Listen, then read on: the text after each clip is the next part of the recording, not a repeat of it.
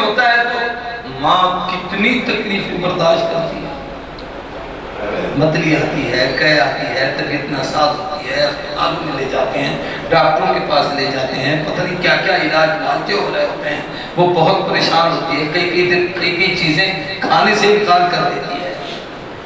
یہ کیا ہے؟ یہ بچہ ماں کے پیٹ میں آیا ہے تو یہ خیر نہیں شر کا ذریعہ بنا ہے۔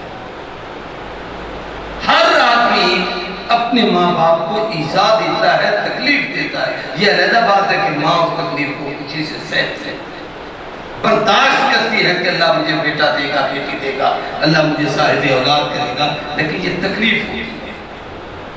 کائنات میں ایک ہی ہستی ہے آمنہ کے دکھ یتیم، نبی کریم رؤوف الرحیم علیہ التحیۃ والتسلیم، سید الاولین والآخرین، خاتم النبیین، شفیع المذنبین، محبوب رب العالمین، سیدنا مولانا محمد رسول اللہ صلی اللہ علیہ وسلم، جو ماں کے پیٹ میں آئے ہیں تو وہاں بھی رحمت ہے۔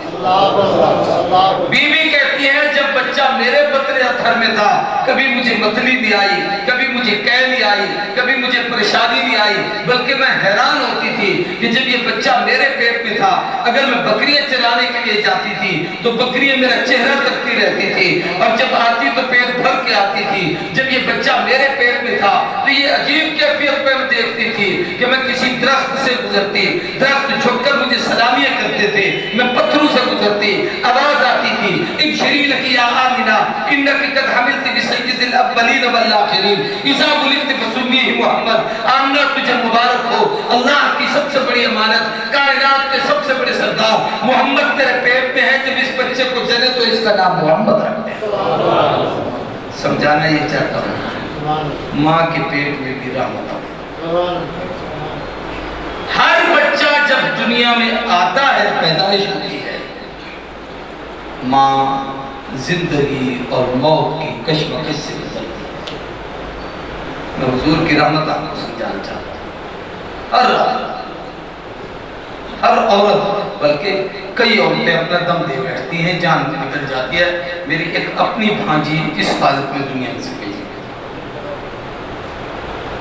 لیکن جب آقا کی ولادت پر سعادت کا وقت آیا ہے تو بیوی کہتی ہے کہ مجھے اس کا احساس ہی نہیں ہوا، بلکہ میں خواب جب دیکھا کرتی تھی، اس لیے حضور نے فرمایا انا رؤیا امی صادقہ، میں اپنے اماں کے سچے خوابوں کی تعبیر ہوں۔ بی بی کہتے ہیں کبھی میں خواب میں دیکھتی سیدہ حوا مجھے سلامی پیش کر رہی ہے، کبھی سیدہ مریم پیش کر رہی ہے، کبھی سیدہ ہاجرہ پیش کر رہی ہیں، کبھی انبیاء علیہ السلام کی زیارت ہو رہی ہے، اور فرمایا جب حضور کی ولادت کا وقت قریب آیا تو مجھے وہ درد کی تکلیف نہ ہوئی، ایسے لگا جیسے مجھ پہ خوشی طاری ہو رہی ہو، اور میں یوں لیٹی، مجھے یوں محسوس ہوا کہ خارجہ من بطنی نورن، جیسے میرا پیٹ کھلا ہو اور اس میں سے ایک روشنی اور چمک نکلی ہو، اور اس سے میں نے شام کے محلات کو دیکھا، اور پھر اس کے بعد مجھے جب شعور یا تھوڑا سا ہوش آیا تو کیا دیکھتی ہوں، حضور میری گود میں تھے۔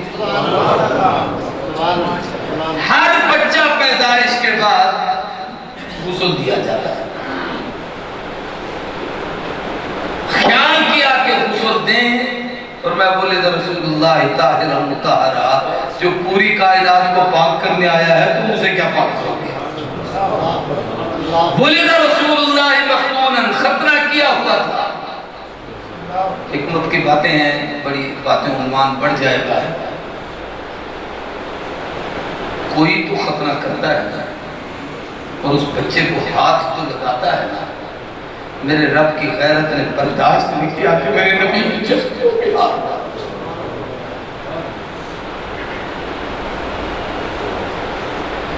اس لیے حضور فرماتے مجھے کسی نے یوں دیکھا ہی نہیں۔ ہر بچہ بستر پر پیشاب کرتا ہے، لیکن یہ اکیلا رحمت للعالمین ہے جنہوں نے کبھی اپنے بستر پر پیشاب نہیں کیا۔ ہر بچہ دودھ کے لیے روتا ہے، ماں پریشان ہوتی ہے، اس کو دودھ دیتی ہے۔ بی بی کہتی ہے وقت گزر جاتا، میرے سینے میں تو دودھ ابلتا تھا، لیکن کبھی میں نے محمد کو روتے ہوئے نہیں دیکھا تھا صلی اللہ علیہ وسلم۔ یہ بابا صلی اللہ علیہ وسلم، یہ ساری رحمت کی باتیں ہیں۔ میں اس صرف عالم دنیا کی رحمت کو چھیڑنا چاہوں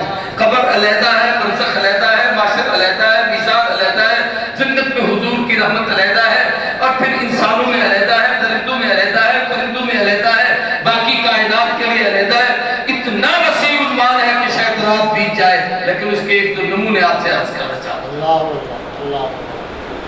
یہ وہ واقعات ہیں جو اعلان نبوت سے پہلے کے۔ لڑائی ہو رہی تھی کہ جی حجر اسود کون نصب کرے گا۔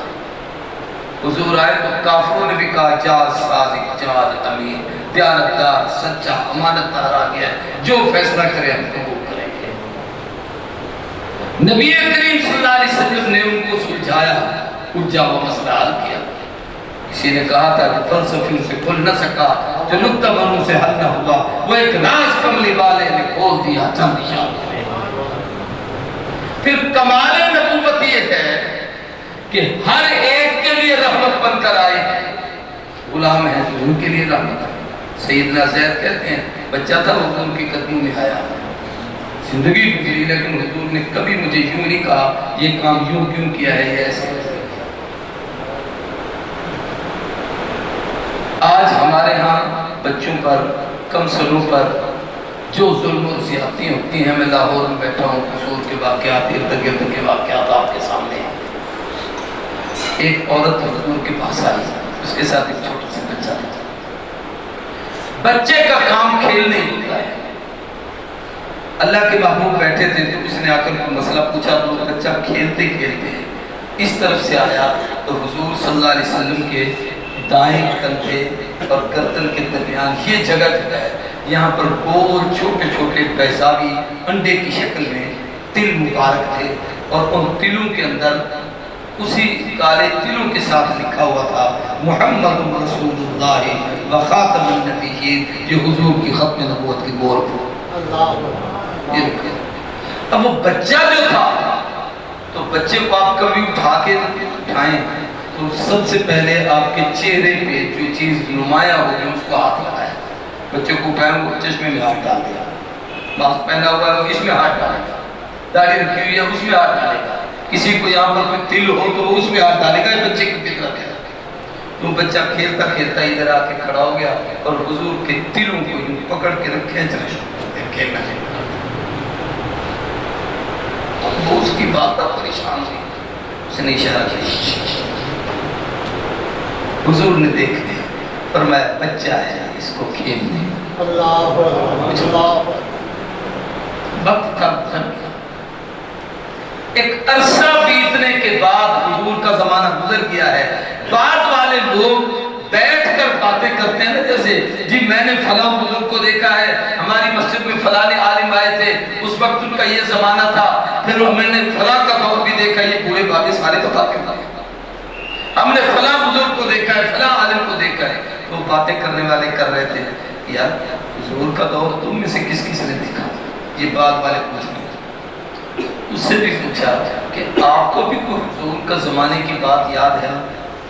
اس نے کہا یاد کیا ہے، میں تمہیں بات سناتا ہوں۔ چھوٹا سا بچہ تھا، ماں کے ساتھ کیا تھا، انہوں نے کوئی حضور سے مسئلہ پوچھنا تھا، یہ خالہ تھی اس کی، اور کہا میں جا کر ختم نبوت کی مہر کے ساتھ کھیلنا شروع ہو گیا۔ تو ماں نے روکا تو حضور نے فرمایا اسے کچھ نہ کہے، بچہ ہے اس کو کھیلنے دے۔ کہا میں وہ خوش نصیب ہوں جو مہر نبوت کے ساتھ کھیلتا تھا، مجھے ساتھ حاصل۔ میں سمجھانا یہ چاہتا ہوں کہ حضور نے کہاں کہاں رحمت کیسے کیسے تقسیم کی۔ زمانہ جاہلیت میں لوگ اپنی بیٹیوں کو زندہ ترغور کرتے تھے۔ قرآن نے کہا وَإِذَا الْمَوْءُودَةُ سُئِلَتْ بِأَيِّ ذَنبٍ قُتِلَتْ، قیامت کے دن اللہ پوچھیں گے قاتل سے نہیں، اس مقتولہ بچی سے کہ تیرا کیا گناہ تھا ان ظالموں نے تجھے دفن کیا تھا۔ ایک شخص حضور کے سامنے آیا اور آ کر کہتا ہے کلمہ پڑھتا ہوں لیکن ایک گناہ ایسا ہے جو مجھے یاد آتا ہے، میرا دماغ ہل جاتا ہے۔ آپ نے فرمایا کیا؟ اس نے یہ گناہ بتایا کہ میں نے بیٹی کو زندہ ترغور کیا تھا۔ حضور کو پورا قصہ سناتا، میں اس وقت قصہ نہیں سناتا، میں موضوع لیکن جائے بائے۔ حضور کے آنکھوں سے آنسو آ گئے۔ آپ نے فرمایا بس کر، اس سے آگے نہ بات کر، مجھ محمد کا سینہ سنا۔ پھر آپ نے فرمایا الاسلام یغفر ما کان قبلہ، کلمہ پڑھنے سے اللہ پہلے گناہ معاف کر دیتے ہیں، صدق کے دل سے کلمہ پڑھ لے اللہ تیرے سارے گناہ معاف کر دیتے ہیں۔ یہ محبوب کی وہ رحمت تھی جو پوری کائنات میں تھی۔ آپ حیران ہوں گے کہ درندوں کے لیے، پرندوں کے لیے، چوپاؤں کے لیے، حشرات الارض کے لیے، سب کے لیے حضور کی راہ ملا۔ حدیث سنا تو حیران ہو جائے۔ حضور نے فرمایا پیشاب کرتے ہوئے خیال کیا کرو کسی یہ حشرات الارض جو کیڑے مکوڑے ہیں ان کے دلوں میں نہ پیشاب کیا۔ دو وجہ، ایک تو یہ ہے کہ تم ان کو ایذا دو گے، دوسرا ان میں سے کوئی موذی جانور جیسے بچھو وغیرہ ہوتا ہے نکل آیا تو تمت کی رحمت نہ اس کی تکلیف برداشت کرتی ہے نہ تمہاری تکلیف۔ ایک صحابی نے درخت کا یہ پتا کھینچا، توڑا، اور توڑنے کے بعد ایسی ہاتھ میں جیسی عادت ہوتی ہے آدمی کی مسل کے نیچے پہ آپ نے فرمایا ظلم کیا ہے تم نے، وہ تو اللہ کا ذکر کر رہا تھا۔ ہر چیز رب کا ذکر کرتی ہے، اس لیے فرمایا ان پتوں کو نہ توڑا کرو، ضرورت ہے تو تم اللہ کی مخلوق ہو، اشرف المخلوقات ہو، ضرورت کے لیے تو اپنے کام لگاؤ، لیکن بغیر ضرورت کے توڑ کے اس کو نہ پھینکو۔ بھیڑ یہ ڈینگو جس کو کہتے ہیں اس کا چھتا تھا، ایک شخص نے خواب لگا تو انہوں نے فرمایا تم نے بڑی زیادتی کی ہے، آگ کا عذاب سوائے رب النار کے اللہ کے بغیر اور کسی کو دینے کا حق حاصل نہیں، اس لیے عذاب نہ دیا۔ سانپ آ گیا ہے مارو، یہ حکم ہے تاکہ تمہیں تکلیف نہ دے، لیکن مارنے کے بعد اس کو آگ میں ڈالنے کی اجازت نہیں ہے، اس لیے کہ یہ کام رب کا ہے تمہارا نہیں ہے۔ کمال درجے کی محبت اپنوں سے بگانوں سے۔ غزوہ بدر میں 70 قیدی گرفتار ہوئے تھے، 70 جہنمی مسیر سے مارے گئے۔ نبی کریم صلی اللہ علیہ وسلم نے فرمایا 70 کو مسجد نبوی میں ستونوں کے ساتھ باندھ، ایک کو ادھر ادھر ادھر سب کو باندھ دیا گیا۔ آپ نے فرمایا کہ میری چرپائی ان قیدیوں کے ساتھ رکھو، رات میں ان کے ساتھ سو۔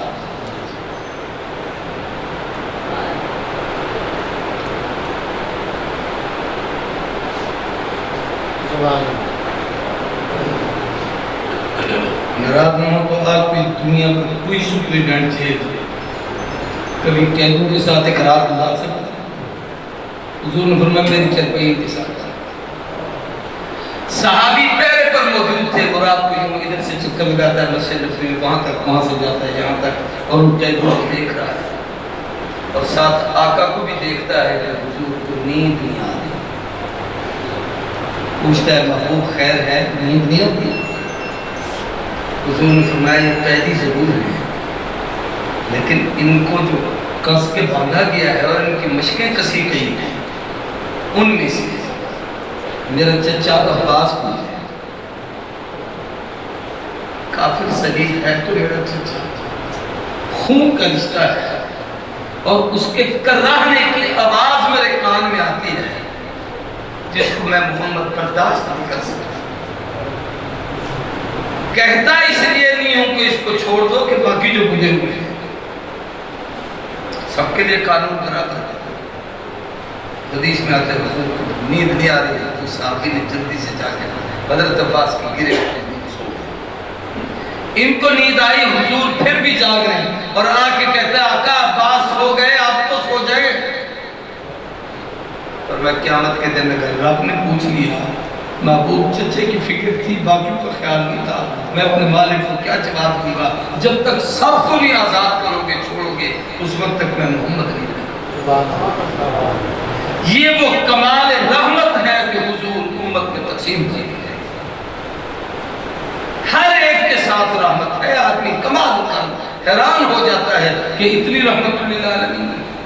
میں آپ کو ایک عنوان دیتا ہوں اس پر غور کریں گے۔ محبوب نے اس دنیا کی زندگی میں امت کو اپنی تربیت سکھانے کے لیے ہر وہ کام کیا ہے جو قیامت تک امت کی ضرورت بن سکتی ہے۔ مثلا حضور نے اپنے ہاتھ سے جوتے گانٹے، جوتا سیا ہے۔ آج تو ہم لوگ ہوتے ہیں بڑے پڑھے لکھے لوگ جوتا پہنا ہوا اور جا کے وہ بیچارہ وہ جو جوتا پالش کرنے والا مزدور ہوتا ہے اس کو سمجھے ہوئے کہتے پوچھما۔ حضور نے جوتے کاٹے، اللہ کے محبوب یہ تو موچوں کا کام ہے، نبی کیا کر رہے ہیں؟ اور میں کل کو جو جوتے گانجے کا ہوگا تو میرا نہیں، اس کو کوئی تانا نہ دے کہ تو کمی ہے۔ آج میں محمد جوتا گانٹ کے اس کی عزت پہنچا۔ اما عائشہ صدیقہ کہتی ہے گھر میں کوئی کام کاج کر رہی ہوتی اور حضور تشریف لاتے تو دوسرا کام حضور شروع کر دیتی۔ میں جھاڑو دے رہی ہوں، حضور آ کے برتن دھونے شروع کر دیتی۔ میں برتن دھو رہی ہوں، حضور آ کے گھر کا کوئی اور کام کرتی۔ لوڑی تھی حضور کے، بریرہ اس کا نام تھا، خدمت میں رہتی تھی۔ نبی کریم صلی اللہ علیہ وسلم تپتی ہوئی دوپہر کی دھوپ میں باہر سے تشریف لائے۔ جب آپ آئے تو آپ نے دیکھا لوڑی سوئی ہوئی ہے، گرمیوں کا موسم تھا، اتنے بڑے محل مکان نہیں تھے بلکہ سادہ سا چھپر تھا، اس سے دھوپ بھی نیچے آ گئی۔ تو بریرہ سو رہی ہے اور بی بی عائشہ صدیقہ کام کر رہی ہیں، حضور باہر سے آئے ہیں تو حضور صلی اللہ علیہ وسلم نے پنکھا پڑا تھا اٹھایا اور اس پسینہ آلود لونڈی کو پنکھا کھا۔ یہ میرے آپ کے لیے سبق ہے، ہم پیر ہیں، مولوی ہیں، چودھری ہیں، ملک ہیں، خان ہیں، نواب ہیں، سردار ہیں، ہمارے دائیں بائیں کئی پہلےدار ہیں، چھوٹی سوائے ہیں۔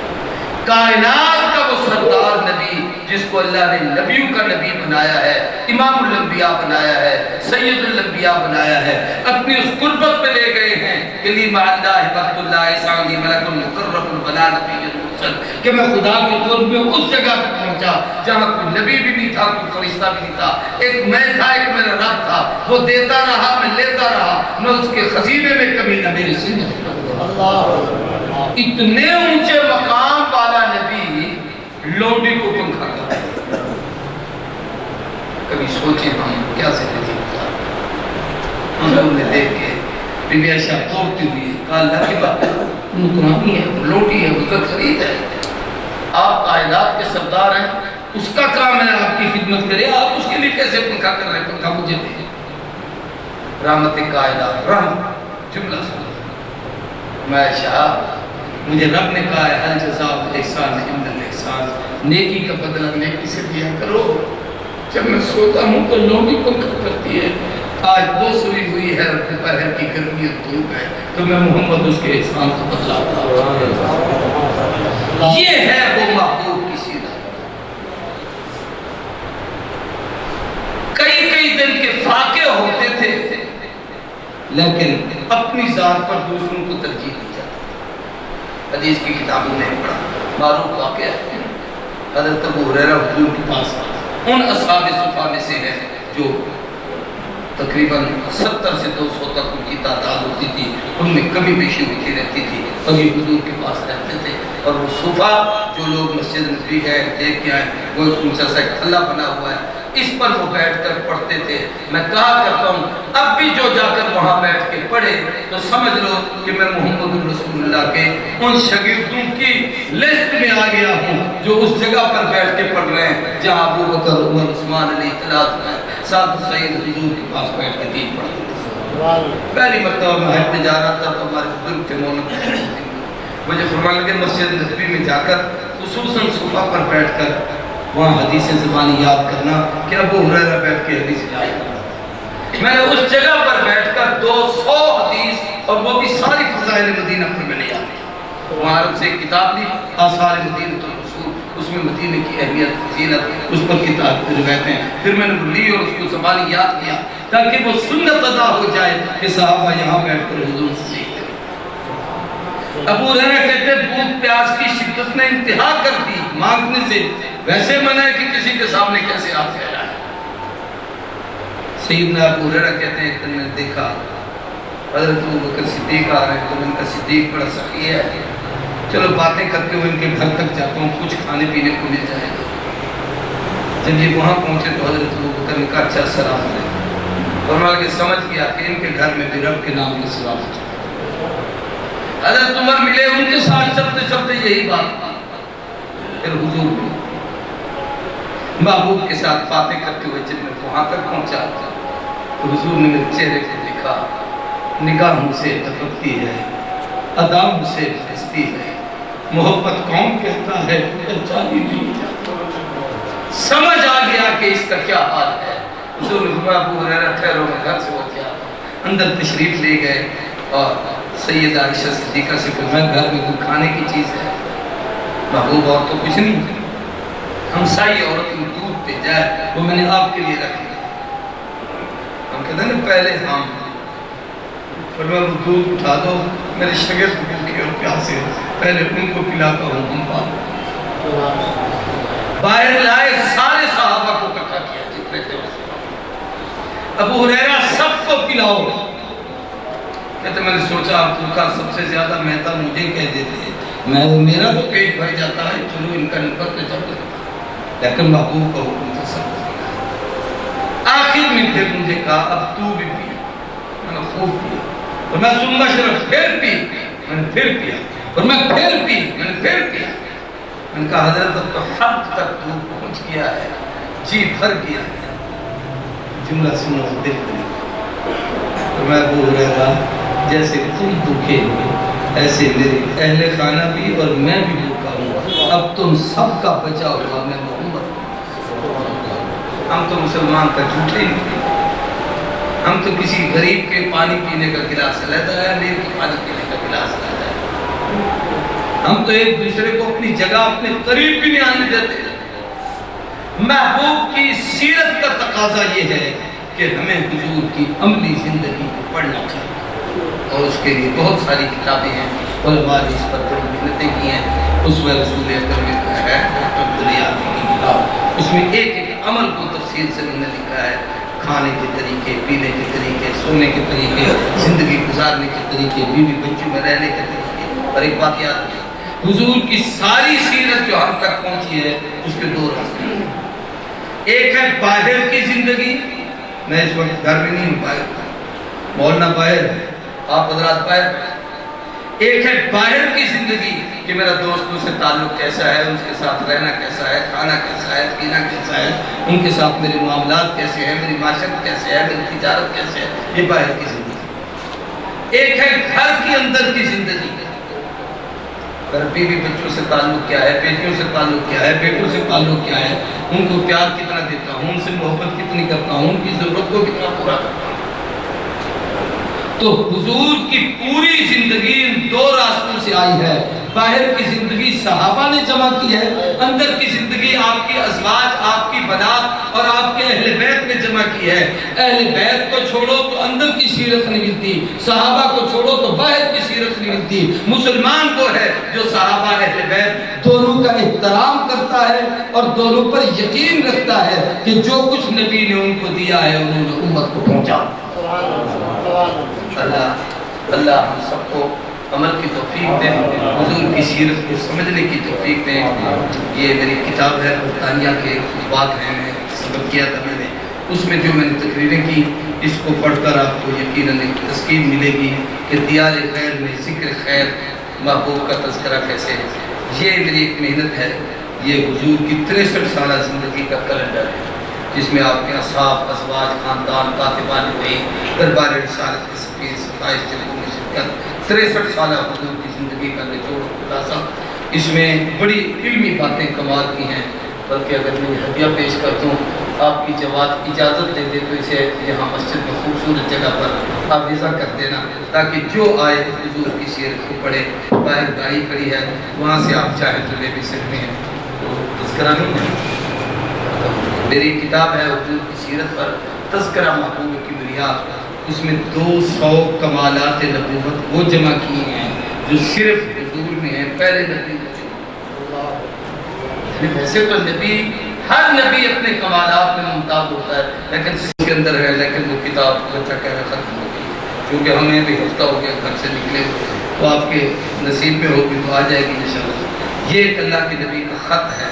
ابو دجانہ ایک صحابی تھے، ان کے گھر شدید تکلیف تھی، تو حضور نے حضرت علی سے خط لکھوایا۔ اس کی تاثیر یہ ہے کہ میں اس کے سر کے نیچے رکھو، پوری رات جنات تڑپتے رہے۔ اس کو تحریر نامہ بھی کہا جاتا ہے، اسے ابو دجانہ بھی کہا جاتا ہے۔ اس کی میں نے سند بھی لکھی ہے کہ یہ کن کتابوں میں ہے۔